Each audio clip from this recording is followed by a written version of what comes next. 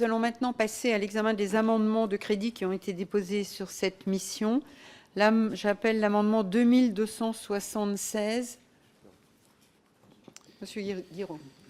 Oui, merci Madame la Présidente. Je ne ferai qu'une intervention ce soir, mais s'agissant des harkis et des familles de rapatriés, c'est un député d'une des villes qui a accueilli le plus de harkis de France, puisqu'on parle de plus de 7000 harkis. On a d'énormes problèmes de reconnaissance et de traitement des dossiers. De reconnaissance parce que le maillage tel qu'il a été identifié historiquement exclut de fait beaucoup d'habitants des quartiers nord, des quartiers est et des quartiers ouest de ma ville. Au-delà de ça, on a des associations qui se battent au jour le jour. Je pense à chez moi à la FRAN, c'est l'association des rapatriés d'Afrique du Nord, qui dépose des dossiers auprès de l'Office national des combattants et des victimes de guerre. Et tout ça est extrêmement lent. Trop lent pour des familles qui peinent à avoir une forme de reconnaissance, une forme de réparation qu'on leur avait promise dans les derniers discours, notamment du président de la République. On nous dit, lorsqu'on s'interroge auprès du ministère, que les dossiers sont trop nombreux, que les effectifs sont débordés dans les institutions. On veut bien faire acte de bonne foi, le croire. Dans ce cas-là, c'est un amendement tout simple qu'on propose qui permet d'augmenter les moyens alloués à la réparation des harkis. J'espère que ça sera fait. Merci à vous. Merci. Le 2758 n'est pas défendu. Monsieur le rapporteur. Chers collègues, nous avons été nombreux à être saisis de ces inquiétudes de la part d'associations d'anciens harkis et leurs familles. La récente décision de la CEDH du 4 avril 2024 montre que beaucoup d'entre eux, l'octroi d'une juste compensation des préjudices subis reste un parcours du combattant, alors que les conditions d'éligibilité fixées par l'administration varient d'un lieu d'accueil à l'autre pour des raisons souvent mal comprises ou perçues comme arbitraires. Je soutiens par conséquent votre proposition. Avis favorable. Qui est pour cet amendement 2276 ?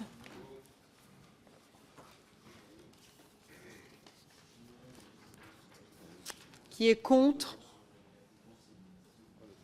Adopté. Amendement 2275, Monsieur Lachaud. Oui, un amendement qui vise à permettre aux veuves d'anciens combattants de pouvoir bénéficier de leur demi-part fiscale sans avoir besoin d'atteindre l'âge de 74 ans. Donc un amendement de justice fiscale. Merci. Le 2899, Monsieur Jacobelli, au nom de la Commission de la Défense. Défendu. Monsieur le rapporteur. Avis favorable. Alors, ce ne sont pas les mêmes. Le premier, je soumets à votre vote le 2275, qui est pour.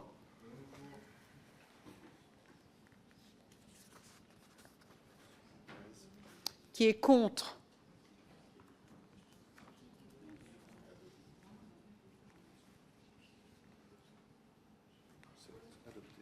Adopté.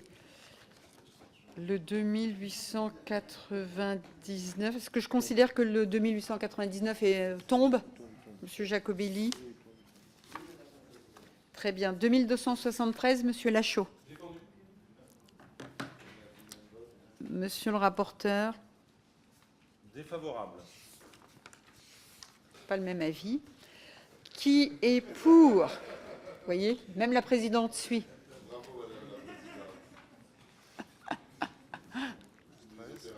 Qui est contre? On est dans un mode défense ce soir.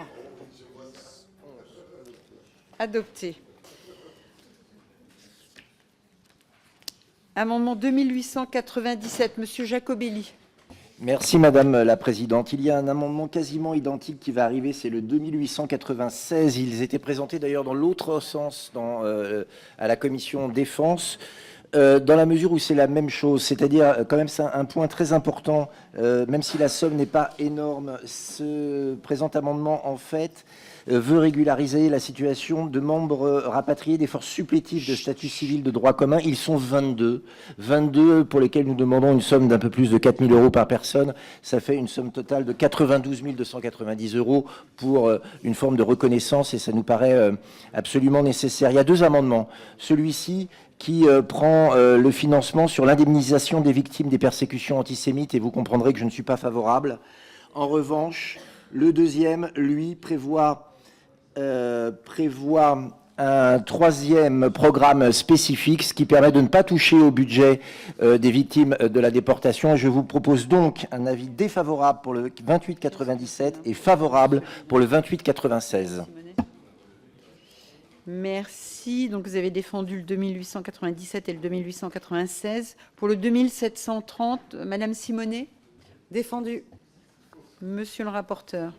Je ne vais pas rajouter beaucoup parce qu'effectivement, je vais suivre l'avis du rapporteur pour avis. Et donc, c'est favorable au 2896 et défavorable aux deux autres. Je soumets à votre vote donc les 2897 et 2730 qui ont reçu un avis défavorable du rapporteur. Qui est pour?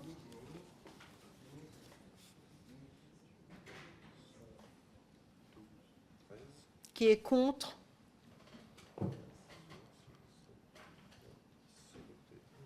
Adopté. Il fait tomber le 2896. Le 2898, Monsieur Jacobelli. C'est la revalorisation du point de pension militaire.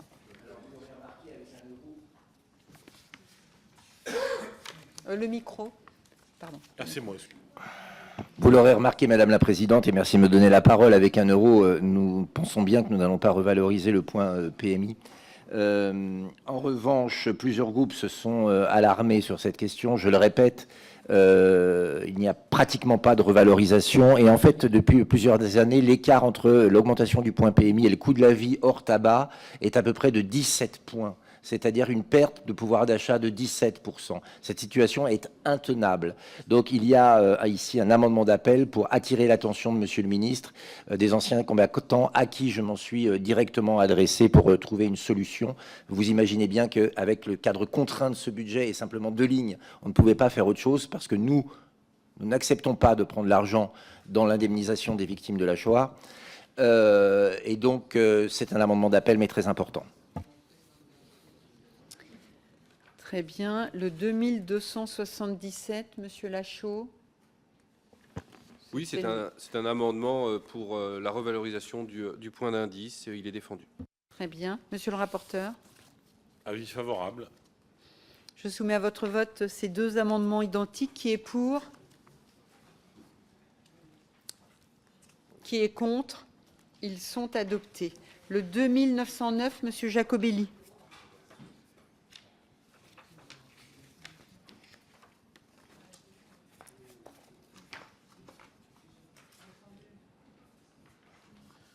C'est l'amendement sur la situation des familles des 130 militaires décédés par accident. Monsieur le rapporteur. Favorable. Qui est pour le 2909? Qui est contre? Il est rejeté. Le 2905, Monsieur Jacobelli.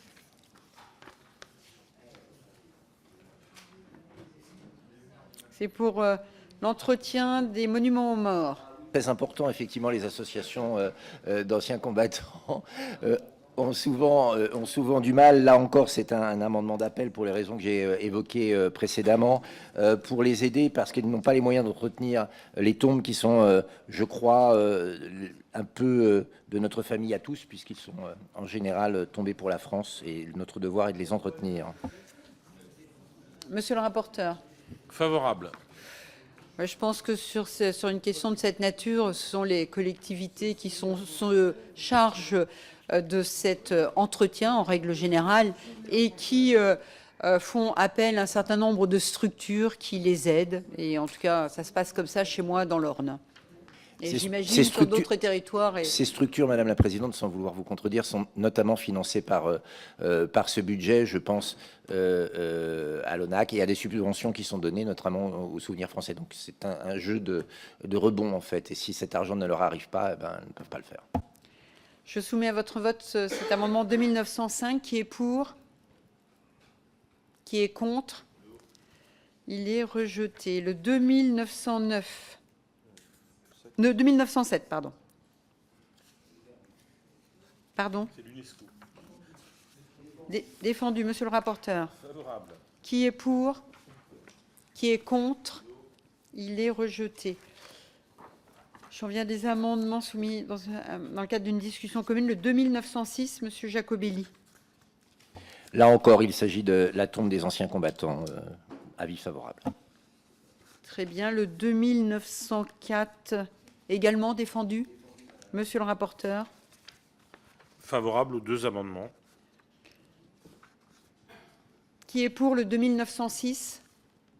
Qui est contre le 2906? Il est rejeté. Même vote pour le 2904. 2902, Monsieur Jacobelli. Également le 2903, Monsieur le rapporteur. Favorable aux deux amendements. Qui est pour le 2902? Qui est contre le 2902? Il est rejeté. Même vote pour le 2903. 2908, Monsieur Jacobelli.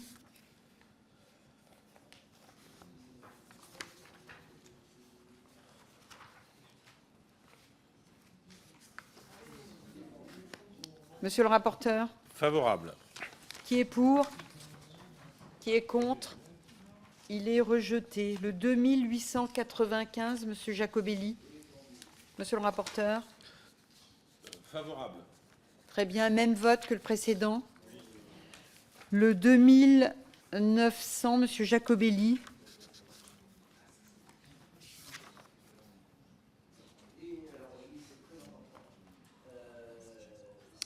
Mettez votre micro, s'il vous plaît. Merci de me le rappeler. C'est pour la reconnaissance et l'indemnisation des orphelins des incorporés de force d'Alsace et de Moselle, sujet très important dans ces deux départements. Merci. Le 2274, Monsieur Fernandez. Oui, merci Madame la Présidente. L'incorporation de force des 145 000 femmes et hommes alsaciennes, alsaciens, mosellanes et mosellans dans les armées ennemies pendant la Seconde Guerre mondiale reste une plaie ouverte pour les 3 départements concernés. 80 ans après, comment accepter que la France ne reconnaisse toujours pas la double souffrance, la double peine de leurs orphelins, celle d'avoir perdu un parent qui fut forcé de se battre dans les armées nazies ou dans des structures nazies, et celle d'être toujours ostracisé, exclu d'une nécessaire reconnaissance et d'un travail mémoriel qui libérerait d'une chape de plomb l'Alsace et la Moselle et permettrait de réconcilier le pays. Oui, les malgré nous ont subi leur sort, car s'ils refusaient l'incorporation de force, ce sont leurs familles, enfants compris, qui étaient expropriés, qui étaient jetés à la rue, qui étaient internés dans le camp de concentration du Struthof, voire déportés dans des camps de travail en Allemagne. Alors cet amendement vise simplement à étendre aux orphelins de malgré nous le décret de 2004 qui indemnise les descendants de victimes de barbarie nazie, car il s'agit bien là de barbarie envers des familles entières et envers les malgré nous qui ont subi leur sort. Je vous remercie. Très bien, le 721 n'est pas défendu. Monsieur le rapporteur. Avis favorable. Qui est pour? Ah pardon, Madame Simonet. Oui, je voudrais juste très rapidement, parce qu'il est tard, vraiment insister sur l'importance de cet amendement et saluer l'engagement de notre collègue Monsieur Fernandez autour de ce sujet. Et j'espère que nous aurons l'unanimité sur cet amendement, parce que cela fait trop longtemps que les orphelins exigent cette reconnaissance, et qu'il faut que nous nous souvenions, voilà, qu'à partir d'août 42, 130 000 Alsaciens et Mosellans nés entre 1908 et 1926 ont été arrachés à leur famille et obligés de servir dans une armée étrangère. Ces 2 départements annexés, pas de droit mais de fait, à l'Allemagne nazie, et c'est malgré nous, eh bien, leurs descendants, leurs orphelins doivent être reconnus et avoir cet accès à ces indemnités. Je soumets à votre vote les amendements 2900 et 2274. Qui est pour? Qui est contre? Ils sont adoptés. Le 2901, Monsieur Jacobelli. Oui, Madame la Présidente, il s'agit, à la demande de beaucoup d'associations, que l'on puisse recenser les pupilles de la nation et les orphelins de guerre afin de les indemniser. Je vous invite à présenter le 2910 également. Monsieur le rapporteur. Favorable pour les 2 amendements. Je suis effectivement très sensible également à cette question des pupilles de la nation et des orphelins de guerre, où nous avons toujours des difficultés à tout ce qui concerne le recensement et un certain nombre d'éléments concernant une prise en charge et un certain nombre de droits. Je soumets à votre vote cet amendement 2901. Qui est pour? Qui? Alors attendez, parce que là, on compte. C'est pour l'amendement 2901, comptage des pupilles de la nation et orphelins de guerre. Qui est contre?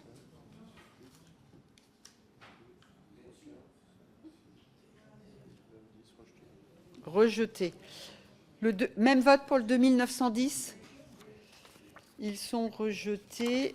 J'en viens au 2989 qui ne peut être... Non, Madame Ménacher, c'est vraiment l'auteur. Voilà. Le 2260... Ah oui, pardon. Donc je vais demander la position du rapporteur spécial sur les crédits de la mission au regard des amendements.